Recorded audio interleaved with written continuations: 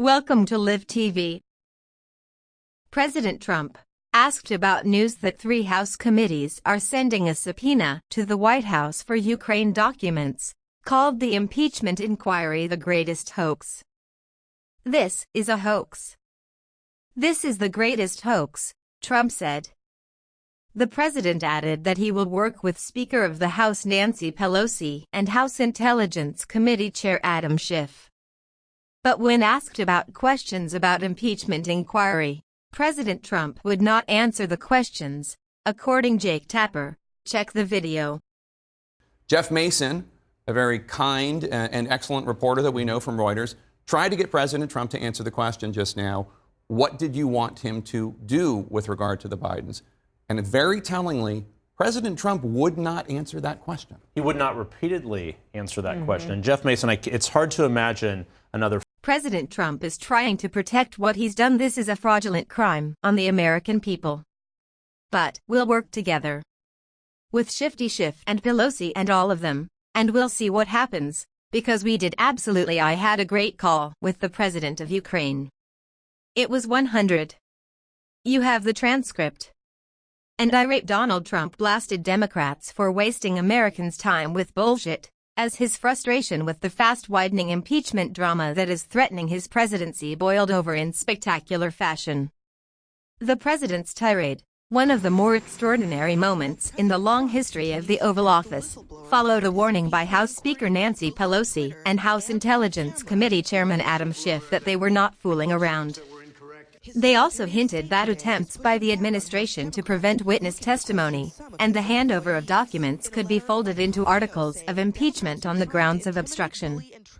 The exchanges occurred in the run-up to another crucial development in the week-old impeachment showdown, after a State Department Inspector General urgently asked to brief congressional committees Wednesday on documents relevant to the Ukraine scandal. Trump vented his feelings before the press, as the visiting president of Finland looked on.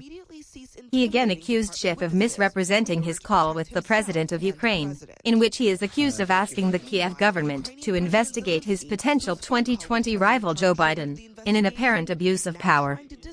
There is no evidence of wrongdoing by Biden. He should resign from office in disgrace, and frankly, they should look at him for treason, the president said, failing to outline any actual treasonous behavior by Schiff. The comments represent an increasingly frenzied and blatant smear job of the man leading the impeachment investigation. We'll review the story now. While President Trump continues to attack the whistleblower behind his impeachment inquiry, both on Twitter and on camera, you have a whistleblower that reports things that were incorrect. His Secretary of State today is pushing back on House Democrats looking to question some of his employees. In a letter, Mike Pompeo saying Democrats are trying to intimidate, bully, and treat improperly the distinguished professionals of the Department of State. And are you planning on going to House Intelligence Committee Chairman Adam Schiff today refusing to answer questions about Pompeo's letter.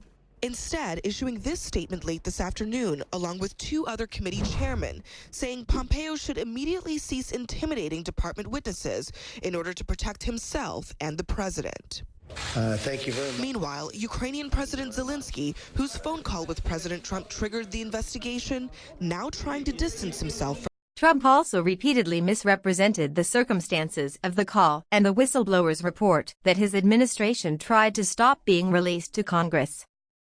The whistleblower is very inaccurate, Trump insisted, despite the fact that an intelligence community inspector general appointed by the president deemed his report urgent and credible.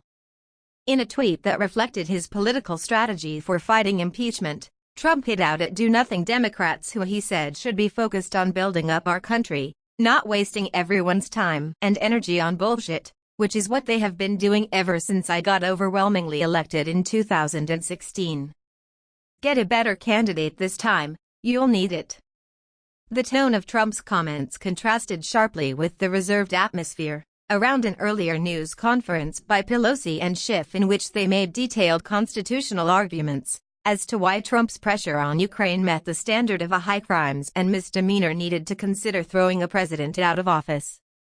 The comparison revealed how each side is approaching the showdown. Democrats believe that presenting sober arguments based in constitutional law can turn the public against the president.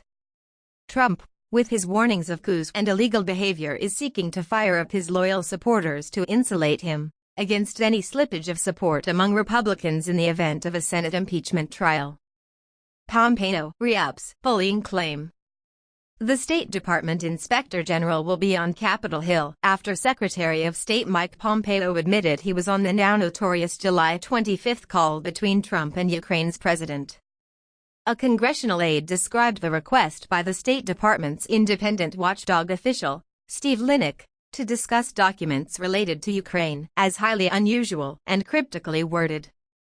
Speaking at a news conference in Rome, Pompeo again accused Democrats of bullying State Department staffers after seeking to prevent several important witnesses from appearing on Capitol Hill in the coming days. The move appeared to be an attempt to buy time to come up with a long-term blueprint to save Trump by turning the politics of impeachment. Opening another front in the investigation, Democrats on Wednesday unveiled a plan to subpoena a haul of documents from the White House pertinent to the investigation, saying they had no choice but to do so because of the administration's flagrant disregard of multiple requests for the material.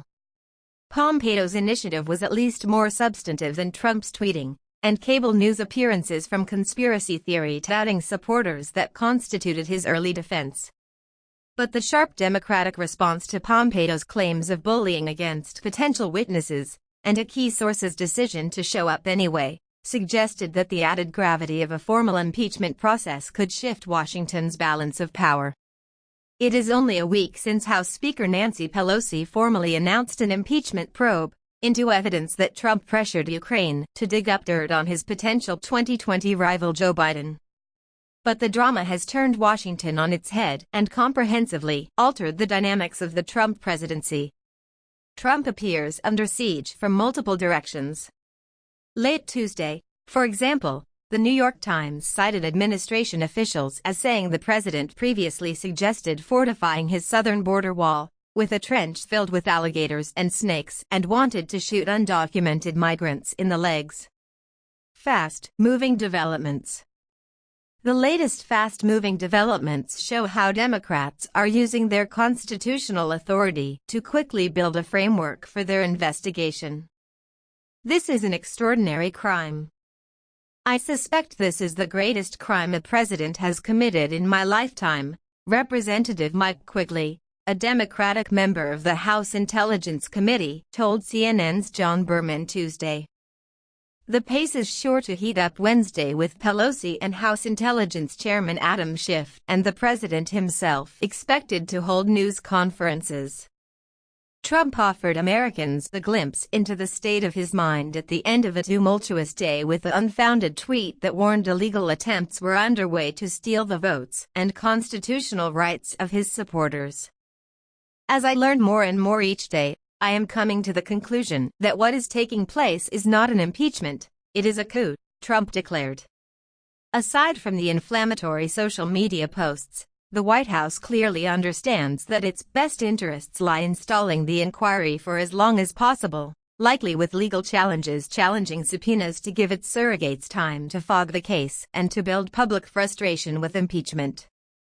A day after being subpoenaed for documents related to his role in consultations with Ukraine, Rudy Giuliani, the president's personal lawyer, engaged his own counsel, and in an historical echo chose former Watergate prosecutor John Sale.